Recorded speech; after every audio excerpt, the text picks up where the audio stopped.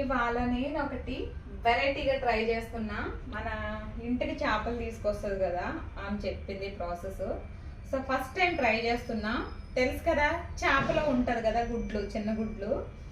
So దానిలోనంట egg వేసుకుని omelette కింద వేస్తే చాలా బాగుంటుందట. ఫస్ట్ టైం నేను కూడా చూద్దాం అసలు ఈ ప్రాసెస్ అనేది ఎలా వస్తుందో. 2 గుడ్లు వాడుతున్నా దీనికి నేనైతే. దీంతో ఫ్రై నాకు చాలా ఇష్టం. ఫుల్ వీడియోలో పెట్టాను కానీ పెద్దగా ఎవరో చూడలేదు.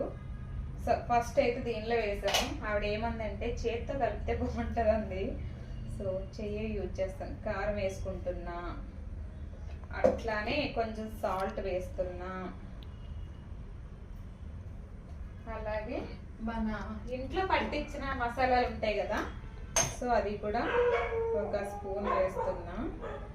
గతం ఇప్పుడు దీన్ని మంచిగా కలబెడదాం. నా చేతిలో యూజ్ చేస్తున్నా. సో ఫస్ట్ అయితే మూకుడు పెట్టుకుంటున్నా, ఎందుకంటే చేతులు మళ్ళీ పాడవుతాయి కదా.